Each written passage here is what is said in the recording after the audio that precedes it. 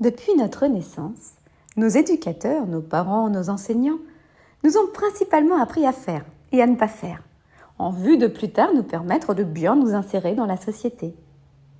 Et toute notre vie durant, nous avons fait. Nous avons fait des études, nous avons fondé une famille, trouvé un emploi, une carrière. Et puis un jour, nous nous retrouvons comme perdus au milieu de tout cela. Nous faisons, nous avons, mais cela ne suffit pas. Il y a comme des grains de sable qui apparaissent dans les rouages.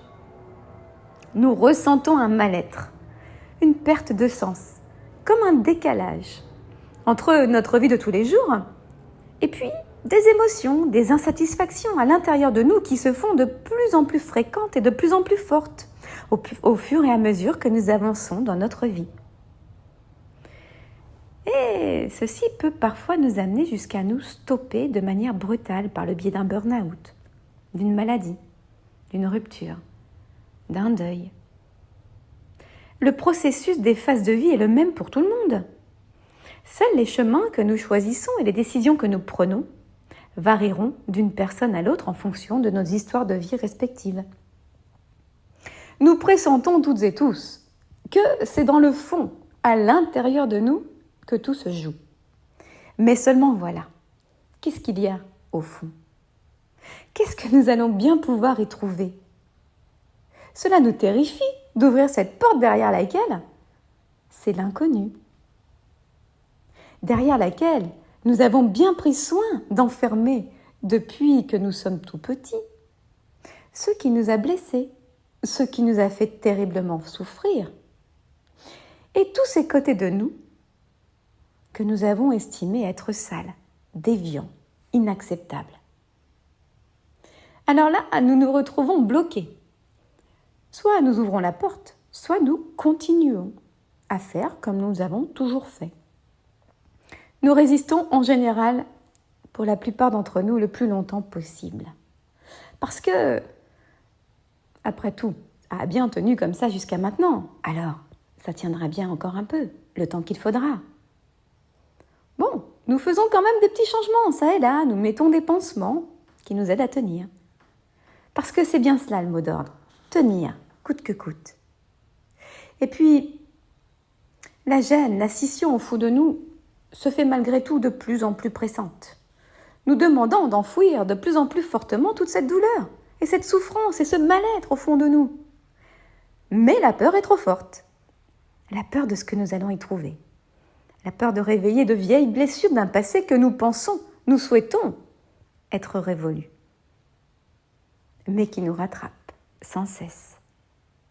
Alors nous continuons à pousser, à enfouir toujours plus. C'est comme deux forces contradictoires qui s'opposent, de plus en plus fort. Ce fond, ils ne demandent qu'à jaillir comme un geyser, et puis nous, d'un autre côté, qui tapons sous le couvercle pour être sûr que ça ne sorte pas. Et pour rendre tout cela supportable, nous allons nous anesthésier de plus en plus, en achetant de manière compulsive, en voulant posséder toujours plus, en nous noyant dans le travail, les écrans, le sport de manière excessive. Nous avons des addictions alimentaires, alcool, tabac, drogue, médicaments en tout genre. Mais cette force qui nous presse pour sortir, ce n'est que la force de vie. C'est cela que c'est en réalité. Et rien d'autre que cela. Il s'agit de notre véritable personnalité.